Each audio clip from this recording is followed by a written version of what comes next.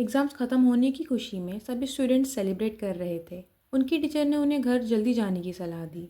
Teachers को भी अब फाइनली टाइम मिला था रिलैक्स करने का। एंड गेस व्हाट, वो रिलैक्सेशन में क्या करती थी? सोना, योगा करना, टीवी देखना, दोस्तों के साथ चिल करना? नहीं, वो हमारे जैसी थी।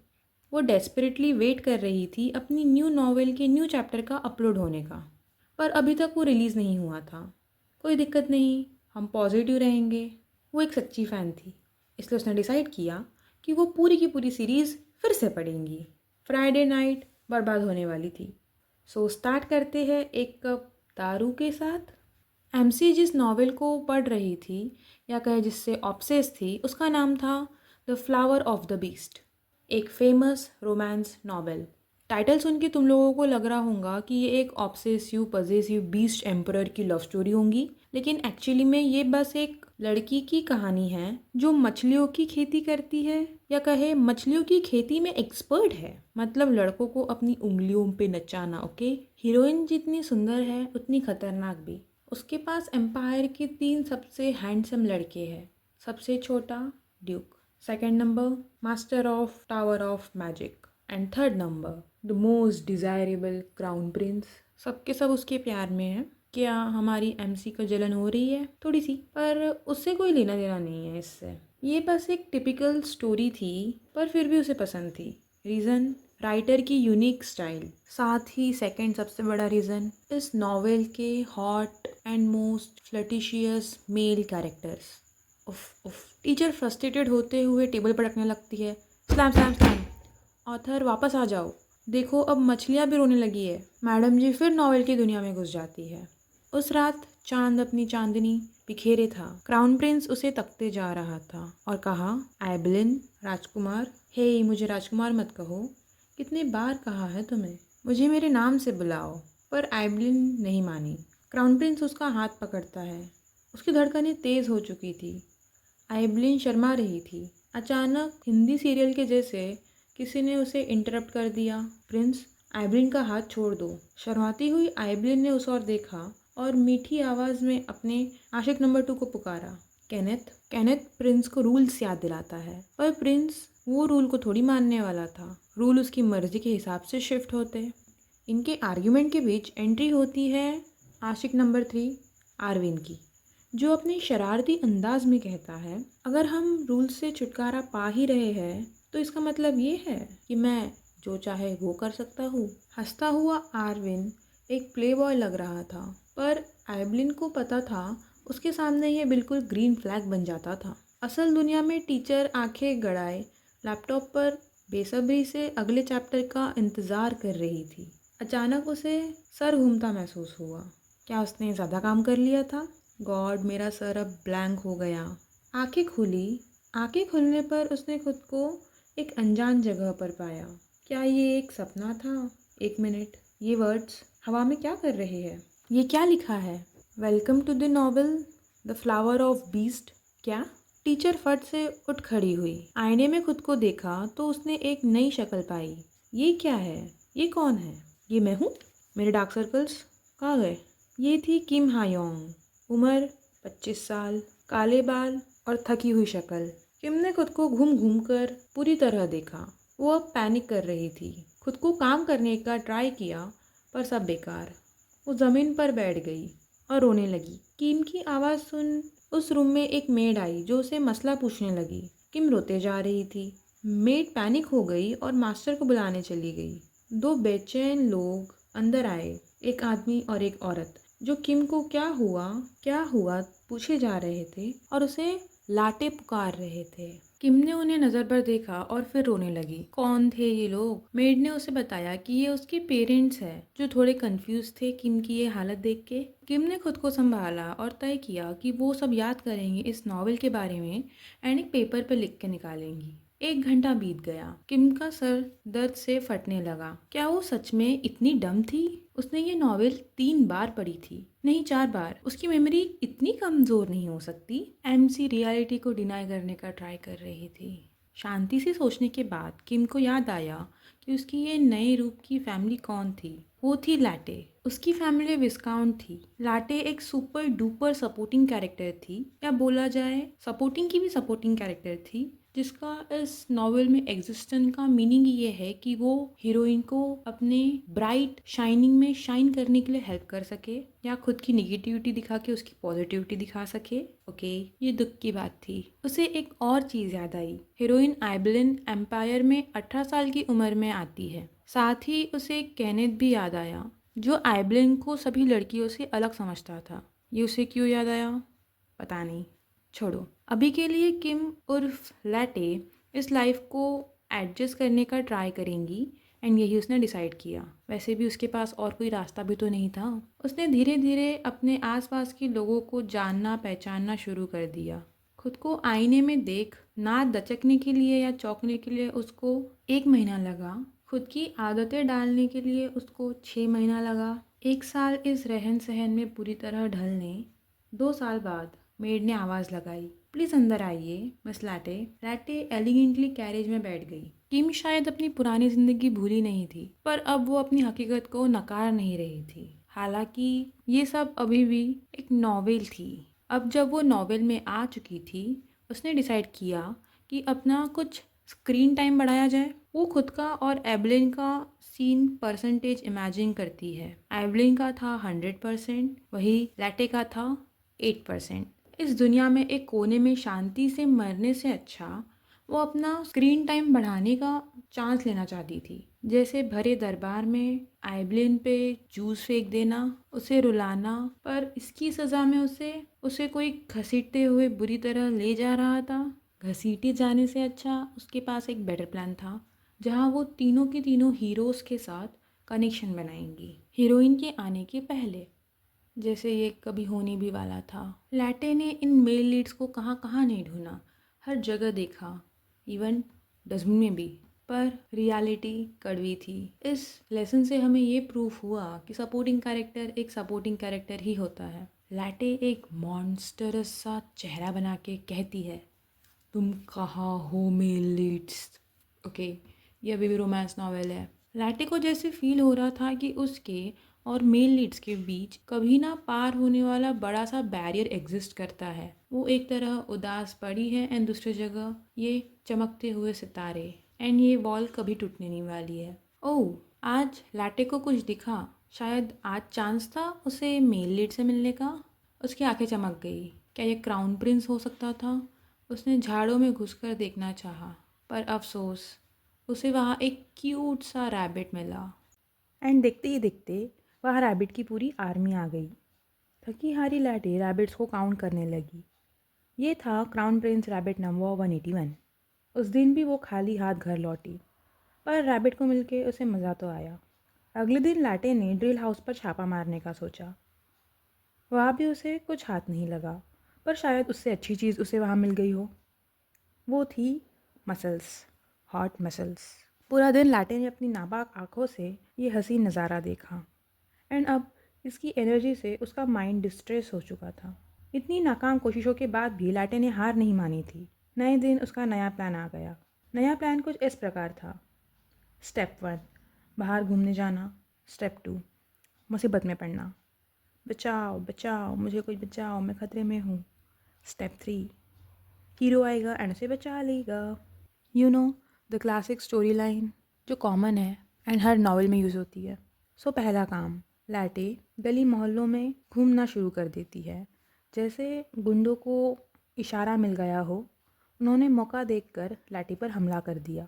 तुम मरना चाहती हो है ना? नहीं नहीं, मुझे माफ़ करो। क्या तुम हमसे लड़ना चाहती हो? ठीक है, तो हम तुम्हारी विश पूरी करेंगे। नहीं नहीं, मेरा ये मतलब नहीं था, लैटे ने डरते हुए कहा। लगता है वो इस बार बुरी तरह मुसीबत में पड़ चुकी थी। अपनी आंखें बंद करते हुए उसने अपनी किस्मत को एक्सेप्ट कर लिया। मुझे शायद थोड़ा सफ़र करना ही पड़ेगा। पर उस पर कोई अटैक लैंड ही नहीं हुआ। क्या आप ठीक हैं मिस? किसी ने कहा। उम्मीद से लैटे ने आंखें खोली, पर किसी हीरो की जगह उसके सामने था उसके घर का नाइट सर पैटसन, जिन्होंने उसे बचा लिया। चलो अच्छा ही था।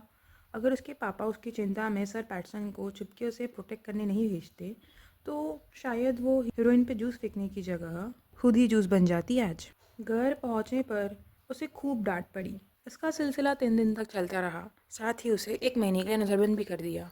बेड पे लेटे लेटे मन ही मन सोच रही थी कि इस जालिम नॉवेल की दुनिया अपनी ओरिजिनल स्टोरी लाइन से इतनी ज़्यादा लॉयल है कि शायद ही वो मेरे लिए अपनी स्टोरी लाइन चेंज करे। अफसोस, देखते ही देखते 10 साल बीत गए। लैटे ऐसे ही एक दिन आसमान को देखते हुए सोच रही थी कि हीरोज़ भी ना बिल्कुल इस बादल जैसे है, मुझसे कोसों दूर। तभी वहाँ फ्लैप फ्लैप करते हुए एक कबूतर आया जिसने चिट्ठी लाई थी। वो डायरेक्ट लैटे के मुंह पे लैंड करता है। क्या तुम शांति से नहीं आ सकते? लैटे ने कहा। चिट्ठी में लिखने वाले ने लैटे को बधाई दी थी उसके नए काम की सक्सेस के लिए। उसका नंबर 1 रैंक आया था। साथ ही उसे अगले प्रोजेक्ट की मीटिंग के लिए भी कहा था। यह लैटे हमें बताती है कि 10 साल उसने हीरो को ढूंढने के अलावा और क्या किया। दरअसल उसने हीरोज़ को ढूंढने की बहुत कोशिश की, पर हीरोज़ को ढूंढते ढूंढते गलती से उसने कुछ और डिस्कवर कर लिया जिसके बारे में इस लेटर में लिखा था। तो ये सब तब शुरू हुआ था जब लैटे एक ऐसे ही दिन हीरोज़ को ढूंढने की नाकाम कोशिश कर रही थी, एंड तभी उसे 2 फैन गर्ल्स की आवाज़ आई जो अपनी कॉमिक हीरोज़ को एक दूसरे के साथ शिप करके एक्साइटेड हो रही थी। ये लोग बिल्कुल उसी के जैसे थे। वो और उसके दोस्त भी तो इसी तरह कॉमिक हीरोज़ को शिप करके खुश होते थे एंड उनसे ऑब्सेस्ड थे। वेट, इसका मतलब यही था कि इस दुनिया में भी बीएल एग्जिस्ट करती थी। लैटे को रियलाइज़ हुआ। अब जब लैटे ने खुद को एक बीएल कॉमिक राइटर के तौर पर डिस्कवर कर लिया था, उसने लिखना शुरू किया। वो लिखते गई लिखते गई लिखते गई, पेपर पे पेपर, पेपर पे पेपर, पेपर पे पेपर ख़त्म हो चुके थे, पर उसने लिखना बंद नहीं किया। भले ही वो इसमें अच्छी नहीं थी, पर उसने अपना 100% दिया एंड जिसका रिजल्ट भी आया। उसकी बुक ने रिकॉर्ड्स तोड़ दिए। बात तो इतनी बढ़ चुकी थी कि कस्टमर्स बुक के लिए सेलर्स के बाल तक नोचने को तैयार थे। उन्हें बिमोर/बीएल बुक्स के स्टॉक ख़त्म होने पर बहुत पछतावा होता था। ये बुक का नाम था the various situations of imperial night. Tada! ये बेस्ट सेलर थी उस टाइम की। लैटे अपने मिस्टीरियस लुक, जहाँ वो ऐसे प्रिटेंड कर रही थी कि जैसे उसने इस पूरी दुनिया को बचाया है, पर अपना फेस रिवील नहीं किया, या कहे डिटेक्टिव हो सकती है, उस लुक में पोज करते हुए कहती है कि इस काम से उसे पैसा और फेम दोनों मिला एंड ये सब उसने सिर्फ 15 साल की उम्र में अचीव किया था। अपने अचीवमेंट्स के ऊपर प्राउड करते हुए लैटे स्माइल करे जा रही थी एंड तभी पीछे से उसकी मेड आती है, यूसिला। यूसिला पूछती है, मिस आप क्यों स्माइल कर रही है? पर लैटे यूसिला को कुछ नहीं बता सकती थी क्योंकि यूसिला का मुंह इतना बड़ा था कि वो पूरे गांव में ढिंडोरा पीट देती। लैटे उसे एक फिश के तौर पे इमेजिन करती है जिसके बहुत बड़े होठ है। वैसे वो यूसिला को शेयर कर देती, लेकिन उसके पापा भले ही स्वीट थे लेकिन थोड़े कंजर्वेटिव थे। वो कभी अपनी बच्ची को बीएल कॉमिक्स लिखने की अनुमति नहीं देते। लैटे यूसिला को रैंडम बहाना कर देती है एंड यूसिला भी कोई माइंड नहीं करती एंड उसे याद दिलाती है कि आज उनकी एक टी पार्टी है। लैटे पार्टी के बारे में तो भूल ही गई थी। यूसिला ने उसे कहा, कोई नहीं, हमारे पास बहुत टाइम है, हम अच्छे से तैयार हो सकते हैं। एंड यहाँ शुरू होता है ग्रैंड मास्टर यूसिला का एक नया आर्ट वर्क, जो अपने हाथों से लैटे के डिज़ास्टरस कर्ली बालों पर अपना जादू बिखार रही थी। जैसे जैसे यूसिला अपना काम करे जा रही थी, लैटे उसे देख मन ही मन उसकी तारीफ़ों के बुल बांधे जा रही थी। अगर यूसिला का बड़बोलापन ना होता तो वो एकदम परफेक्ट मेट थी। फाइनली लैटे के बाल सेट हो गए। अब वो बिल्कुल रैपुंज़ल लग रही थी। लैटे को भी अपना फाइनल लुक बहुत अच्छा लगा। उसने यूसेला की तारीफ़ करते हुए कहा, तुम ही मेरी सोशल गैदरिंग की सेवियर हो यूसेला। ड्रेस क्या पहनना है पूछने पर यूसेला ने मक्खन लगाते हुए कहा, आप पर तो सब अच्छा लगेगा मिस।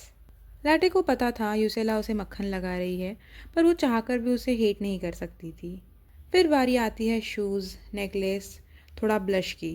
अब लैटे पूरी तरह तैयार थी। वो खुद की पुरानी शक्ल याद करते हुए सोचती है, लैटे किम से 100 गुना ज़्यादा अच्छी है। किम को तो अपना मेकअप ढंग से करते ही नहीं आता था। वो तो शायद एक हाई स्कूलर से भी गई गुजरी थी। लैटे निकल पड़ी अपनी टी पार्टी के लिए। उसकी मॉम उसे विदा कर रही थी, पर उसका मूड थोड़ा चिड़चिड़ा हो गया था क्योंकि उसके साथ उसके गार्ड सर हैंसन भी आ रहे थे। पर जाने दो।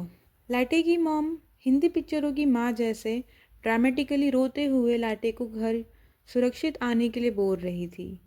प्लीज़, वो जंग पे नहीं जा रही है। Back to the story. Sir Hans की बात की जाए तो लैटे के ख्याल से वो थोड़े हैंडसम थे अच्छी बॉडी भी थी उनकी, दिखते भी अच्छे ही थे, लेकिन वो बहुत ज़्यादा चमकीले और शाइनी थे। क्लेरिसा को भी सेम प्रॉब्लम थी, पर ड्यूक एल्बर्ट को हम सर हैंसन से कंपेयर नहीं कर सकते। Back to the story. इन्हें मेरे साथ आने की क्या ज़रूरत है, लैटे सर हैंसन की चमक से परेशान होकर कहती है। वो लोग फाइनली ऑलिव के घर पहुंच गए। लैटे सरप्राइज थी, ये तो बहुत क्लोज था। केवल 3 सेकंड लगे उन्हें यहाँ आने, इसके लिए मॉम इतना चिंतित थी, यहाँ तक कि गार्ड्स तक साथ में भेज दिए। वाह। लैटे पार्टी ज्वाइन कर लेती है, लेडी एक्ट्री को मिलती है, लेडी ऑलिव को मिलती है, एंड एक लेडी कैनो उसे केक ऑफर करती है। लैटे खुशी खुशी केक का बाइट खाने ही वाली थी कि तभी लेडी ऑलिव खाने को स्किप करके डायरेक्ट गॉसिप पे शिफ्ट हो जाती है। आप लोग जानते हैं हम यहाँ क्यों गदर हुए हैं? लैटे मन ही मन सोच रही थी कि ये डायरेक्ट गॉसिप पे शिफ्ट हो गई, नो फूड, ये रिएक्शन थोड़ा अनएक्सपेक्टेड है। ऑलिव इस तरह क्यों बिहेव कर रही है आज? कैनोला गॉसिप में एडिशन करते हुए कहती है, हाँ मुझे पता है, 2 हफ्ते बाद प्रिंस रोजेलिया का बर्थडे बैंक्वेट आने वाला है, हम उसी के बारे में आज डिस्कस करने मिल रहे हैं। लैटे अपनी दुनिया में कैरेक्टर्स के नाम पर गौर कर रही थी। ऑलिव, कैनोला, वो अब अनदेखा नहीं कर सकती थी। ये तो ऑयल के ब्रांड्स थे। वो इन लोगों को तेल की बोतलों में इमेजिन कर रही थी। उसका ये सोच हंसी निकल गई। उसकी friend canoe slash americano and वो खुद लैटे, ये कॉफ़ी के नाम थे। लैटे अब स्पीचलेस थी। सभी लेडीज़ क्राउन प्रिंस रोंदामियो को देखने के लिए एक्साइटेड थी। लैटे अपने केक को मज़े से खाते हुए बुक के ऑथर को रोस्ट कर रही थी। ऑथर के पास तो कोई ओरिजिनल नेम थे ही नहीं। अगर देखा जाए, रोंदेमिया रोमियो जैसा साउंड नहीं करता। एक्चुअली लड़कियां अपने बातों में थी। उन लोगों को लग रहा था क्राउन प्रिंस शायद नहीं आएगा, इसके कोई कन्फर्मेशन तो नहीं थे। ये सुन कुछ मायूस हो गई। लैटे इनका रिएक्शन देख खुद भी मिस्टीरियस क्राउन प्रिंस को इमेजिन करने लगी। वो इनको ब्लेम नहीं कर सकती थी ऐसे रिएक्शन देने के लिए। वो खुद भी क्राउन प्रिंस से मिलने का कई बार ट्राई कर चुकी थी, पर ये जालिम नॉवेल की दुनिया कहाँ उसे क्राउन प्रिंस को मिलने देती। एक लड़की मुस्कुराते हुए जोर देती है कि इस साल क्राउन प्रिंस पक्के से आएंगे, क्योंकि प्रिंस रोजेलिया का 17वां बरस का जन्मदिन है। इसका मतलब ये है कि उनकी कमिंग ऑफ एज सेरेमनी भी इसी साल होगी। ये न्यूज़ को सुन लाटे को जोर का ठसका बैठा। कैनो भी शॉक थी लाटे के रिएक्शन को देख। लाटे की आंखें घूमने लगी। हे भगवान, ये कैसे भूल सकती है वो 17th बर्थडे, वो भी प्रिंसेस रोजेलिया का। ये वही तो दिन था जब हीरोइन एबेलिन पहली बार अपीयर हुई थी, एंड साथ ही ये वो भी वक्त था जब ड्रामेटिकली वो आशिक number 1, I mean male lead number 1 से मिली थी। लैटे के अलावा बाकी लेडीज़ भी एक्साइटेड हो उठी। क्या क्राउन प्रिंस दुनिया के सबसे ज़्यादा हैंडसम इंसान नहीं है? मैंने तो सुना है अगर कोई उन्हें एक बार देख ले तो उन्हें तो कोई और लड़का पसंद ही नहीं आता। कैनो ये सब सुन लार टपका रही थी। उसकी आंखें तब चमक गई जब उसे पता चला लेडी ऑलिव ने प्रिंस को देखा है। लेडी ऑलिव भी फिर शो ऑफ करते हुए बताने लगी कि प्रिंस कितने सुंदर है, कितने हैंडसम है, एंड उनके गुण गाने लगी। लैटे प्रिंस का डिस्क्रिप्शन याद करने लगी। नॉवेल में उसे कैसे बताया गया था? हाँ, सूरज की किरणों के जैसे प्लैटिनम सुनहरे बाल, उसकी आंखें जैसे नीले समुंदर की तरह गहरी नीली। लैटे उसी तरह ब्लर प्रिंस को इमेजिन करने लगी जैसे मैं अपने एग्ज़ाम में अपने आंसर्स को याद करती हूँ। लैटे को याद आया था कि नॉवेल में क्राउन प्रिंस को ऐसे डिस्क्राइब किया गया था जैसे वो कोई टिपिकल फेरी टेल का प्रिंस हो। कैसे दिखता होगा वो, क्या पता। लेडीज़ का भी टॉपिक स्विच हो गया कपड़ों पे। ऑब्वियसली क्या पहनना है ये ऑब्वियस क्वेश्चन था। कोई भी एक तरह के ब्रांड के कपड़े नहीं पहनना चाहता था। सबने अपने अपने चॉइसेस, अपने अपने पसंदीदा ब्रांड्स का नाम लेना शुरू किया। अचानक किसी ने लाटे को भी उसका प्लान पूछा। अपने ख्यालों में खोई हुई लाटे तुरंत वापस आ गई और रैंडम सा किसी ब्रांड का नाम ले लिया। लाटे जो इतने सालों से गैदरिंग्स को अटेंड कर रही थी, अब बखूबी जानती थी यहाँ सोशलाइज कैसे करना है, कब क्या बोलना है और कब क्या नहीं। उसका ऑटो पायलट मोड शुरू हो गया। आखिर में उसने इस गैदरिंग के एरोगेंट होस्ट को खुश करते हुए थोड़ा मक्खन लगाया, जिसके साथ फाइनली आज की टी पार्टी ख़त्म हुई। घर वापसी में सर हैंस लाटे के साथ स्मॉल टॉक कर रहे थे एंड लाटे बस उनकी चमक को झेलते हुए हाँ पे हाँ लगा रही थी। घर पहुंचकर थकान का बोल के लाटे डायरेक्ट अपने बेडरूम में चली गई। अकेले होते ही उसकी सारी थकान गायब हो गई। अब उसे बस बेसब्री से उस पल का इंतज़ार था जिसके लिए वो 10 साल से वेट कर रही थी। उसकी धड़कनें एक्साइटमेंट से तेज़ हो गई। चेंज करने के बाद लाटे रिलैक्सली अपने बेड पे पसर गई और मेड्स को भी भगा दिया। लाटे को फाइनली अपने विचारों को ठीक तरह से जमाने का टाइम मिल गया था। लाटे फुल फ्रिक आउट और पैनिक मोड में चली गई। यू इडियट, अगर उसे पता होता तो वो स्टार्टिंग से ही इस सीरीज़ को ध्यान से और मन लगा के नहीं पढ़ती। बर्थडे बैंक्वेट, उसे तो इस बैंक्वेट के बारे में बस इतना याद था कि उसमें एक फॉरेन स्टूडेंट यानी हीरोइन आइबिलिन पहली बार आई थी। उसके पास कुछ ही इन्फॉर्मेशन थी, जैसे आइबिलिन ने कुछ ऐसा किया था जो किसी और ने नहीं किया था, जिससे उसने क्राउन प्रिंस का अटेंशन अट्रैक्ट कर लिया। पर क्या उसे नहीं पता था। वो पलंग पर लोट पुलोट होते हुए सोच रही थी कि उसे तो सिर्फ वो स्टीमी मेजर सीन्स ही याद थे, जिसे शायद उसने 100 नहीं 200 बार पढ़ा हो। एनीवेज, उसे यहाँ तक आने के लिए बहुत वक्त लगा था। लाटे को अब भी अपना पुराने जीवन के सपने आते थे जो उसे रातों को सोने नहीं देते थे। वो कितने बार नींद ना होने के कारण थकान के साथ उठी थी, पर अब वो सच में नहीं रोती थी, ना ही उदास होती थी। ज़िंदगी मस्त चल रही थी। टेस्टी खाना मिलता था, पैसा भी आ रहा था। अगर कंपेयर किया जाए तो पुराने जीवन में उसे प्रिंसिपल और पेरेंट्स की गालियाँ खानी पड़ती, साथ ही शैतान बच्चों को भी झेलना पड़ता, उन्हें हैंडल करना पड़ता, जो बहुत ज़्यादा टफ था। उसके ऊपर उसके अपने पेरेंट्स जो डिवोर्स थे, उसकी भी चिंता उसे लगी रहती। एक 25 साल की सिंगल औरत और क्या क्या हैंडल करती। उससे लाख गुना अच्छी उसे ये लाइफ लगती थी, जो इतनी पीसफुल थी कि उसे कभी कभी बोर भी होना शुरू हो जाता। उसकी पुरानी ज़िंदगी पूरी तरह से परेशानियों से भरी हुई थी। लाटे की लाइफ में आके किम को लगने लगा था कि ये भगवान जी की कृपा थी। लाटे की लाइफ उसे एक गिफ्ट के फॉर्म में मिली थी शायद। हाँ, लेकिन और भी अच्छा हो सकता था अगर वो सपोर्टिंग कैरेक्टर नहीं होती। लाटे ने आह भरी। उसे अब उन बैकग्राउंड एक्स्ट्रास की दया आ रही थी। उनके लिए बुरा लग रहा था जो हीरो को शाइन करवाने के लिए खुद की बलि चढ़ा देते थे। अब जब वो नॉवेल की दुनिया में थी और अपनी आंखों से सब विटनेस कर रही थी, वो एक्साइटेड फील कर रही थी।